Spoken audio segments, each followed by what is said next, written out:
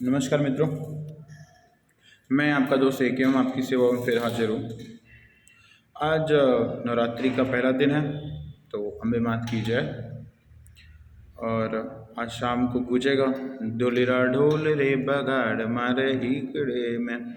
तो ये गूंजने वाला है। देखिए, नवरात्रि स्टार्ट हुई थी, बहुत ही ऑस्पिशियस, इसका नाम ही है नवरात्रि। महत्व है कि माता रानी के जो कीर्तन भजन और जो उनको प्रसन्न करने की जितनी भी चीज़ें होती हैं वो रात्रि की चीज़ें होती हैं। एंड आप भजन कीर्तन जो भी करेंगे, मंत्र उच्चारण करेंगे, वेद पाठ करेंगे, वो सब रात में करेंगे, तो ये माना जाता है। एंड देखिए, बॉडी हमारी जैसे डिटॉक्स की जाती है ना, हमारी बॉडी में जैसे डिटॉक्सेशन किया जाता है। बहुत बार डॉक्टर बोलते हैं कि भैया आपका जो पेट है ना, ये सारे रोगों का जड़ है। ये आपका पेट नहीं सही है, इसीलिए आपकी जो अलग अलग प्रॉब्लम आ रही है बॉडी में, आपके हेयर फॉल हो, आई साइड वीकनेस हो, वॉमिटिंग हो, स्किन पे पिगमेंटेशंस आ रहे हैं, XYZ चीज़ें, कारण आपका वो बताते हैं कफ पित्त बात। ये आयुर्वेद में भी माना जाता है कि कफ पित्त बात से सारी चीज़ें होती हैं। उसी हिसाब से ये नवरात्रि है, ये चिंतन की रात्रि है, जहाँ पे हम अपने बारे में, जो हमारे डीड्स हैं, जो हमारे क्रिया कर्म कलाप है, उसके बारे में सोचना, अंतःकरण को, मन दिमाग बुद्धि आचरण को स्वच्छ करना और डिटॉक्स करने की कोशिश को ही नवरात्रि में सिद्ध किया जाता है। अब इसको वेस्टर्नाइज किया। देखिए, हम वेस्टर्न चीज़ों की तरफ इतने तेज़ी से अग्रसर हो रहे हैं कि हर चीज़ में वो घुसेड़ रहे हैं। हर चीज़ में ये अलग, पहले जैसे नवरात्रि होती थी तो माता रानी के गीत होते थे, वहीं नाचना वहीं गाना उन्हीं के लिए होता था। तो ये अलग अलग चीज़ें होती थी, अलग अलग प्रकार के मंत्रोच्चारण होते थे और बहुत सारी चीज़ें होती थी। अब उसको फिर मॉडर्नाइज किया गया, भाई पार्टी मूड में डाला गया। पार्टी मूड में डाला गया तो फिर डांडिया आ गया। तो मर्द मर्दों में, औरत औरतों में डांडिया होता था, माता रानी के लिए ही होता था। और चले जैसे हवाएं सनन सनन जैसे गाने नहीं होते थे। तो ये सब थोड़ी सी जो चीज़ें थी ये नहीं की जाती थी। फिर चीज़ें और मॉडर्नाइज हो कि भाई गरबा आया, तो वो अभी ग्रुप सर्कल होने लगा, भाई ग्रुप में अभी डांस होगा, गरबा होगा। एंड देखिए, मैं ये देखा हुआ चीज़ों, और आप लोग भी कहीं ना कहीं जितने लोग भी हैं ये देखे हैं, जानते हैं, भुक्तभोगी भी रहे होंगे। कोई लोग तो ऐसे भी होंगे जिनके साथ ऐसा कुछ हुआ होगा। बाहर बाहर के लोग, लड़के लोग, वो आके वहाँ पे भीड़ जमा के खड़े हो जाना, वो ऑब्जर्व करते रहना। वो हम लोग जहाँ रहते हैं बोईसर में, टाटा हाउसिंग एक एरिया है, काफ़ी बड़ा एरिया है। तो इसके पीछे साइड में एक रोड है, वो रात में रात में थोड़ा सा अंधेरा रहता है वहाँ पे। तो मैंने अभी, अगर पॉसिबल होगा तो ये बार मैं वीडियो में निकाल के आपको दिखाऊंगा। वहाँ पे कार बाइक्स रात में गरबा के टाइम पे, नवरात्रि के टाइम पे खड़ी है। घर से बच्चे जा रहे हैं गरबा करने, नवरात्रि का डांस करने, डांडिया करने, एंड फिर XYZ चीज़ें। अब मैं उसके बारे में डिटेलिंग में नहीं जाना चाहता। देखिए, चीज़ें सही हैं, इसको जो इंडियन कल्चर है उसे इंडियन कल्चर रहने दिया जाए।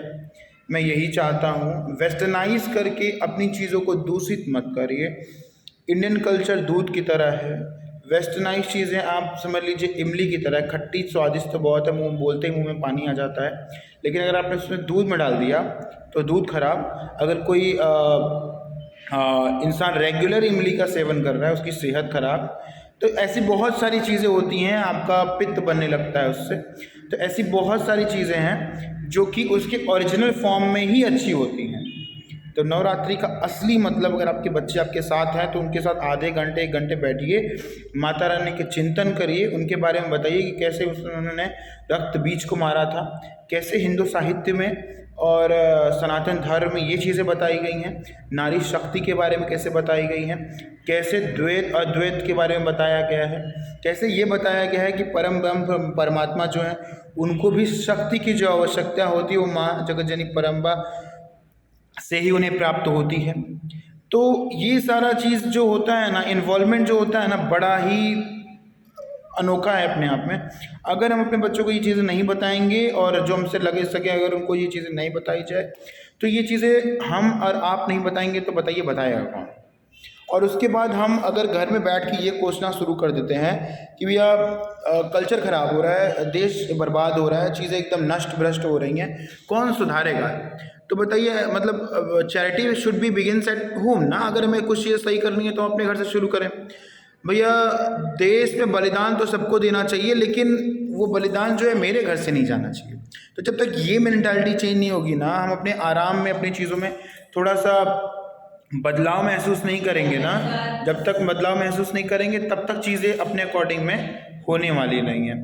तो ये चीज़ों पे थोड़ा ध्यान देना, थोड़ा चेंजेस लाना बहुत ही ज़्यादा ज़रूरी है, और इस पर गहन अध्ययन करना और विचार करना। देखिए मैं गरबा के खिलाफ़ नहीं हूँ, मैं डांडिया के खिलाफ़ नहीं हूँ, वो चीज़ ज़रूरी है।